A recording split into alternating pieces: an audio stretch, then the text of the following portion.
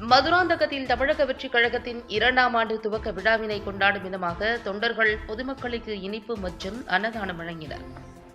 தமிழக மக்களின் குறைகளை நிறைவேற்றி சிறந்த ஆட்சி அமைக்க கட்சியை தொடங்கிய தளபதி விஜய் அவர்களை போற்றி வணங்கி கட்சியின் பொதுச் செயலாளர் புஸ்ஸி ஆனந்த் வழிகாட்டுதலின்படியும் மதுராந்தகம் நகர வழக்கறிஞர் அணி மற்றும் இளைஞர் அணி சார்பாக தமிழக வெற்றிக் கழகத்தின் 1ஆம் ஆண்டு நிறைவு விழா மற்றும் 2ஆம் ஆண்டு துவக்க விழா கொண்டாடும் விதமாக மதுராந்தகம் பொதுமக்களுக்கு இனிப்பு மற்றும் அன்னதானம் வழங்கி கொண்டாடினர்.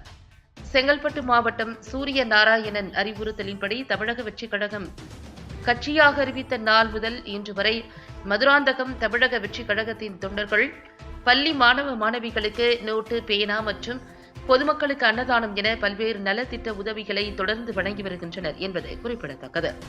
நிகழ்ச்சியில் தமிழக வெற்றிக் கழகத்தின் தொண்டர்கள் ஏராளமானோர் கலந்து கொண்டனர்.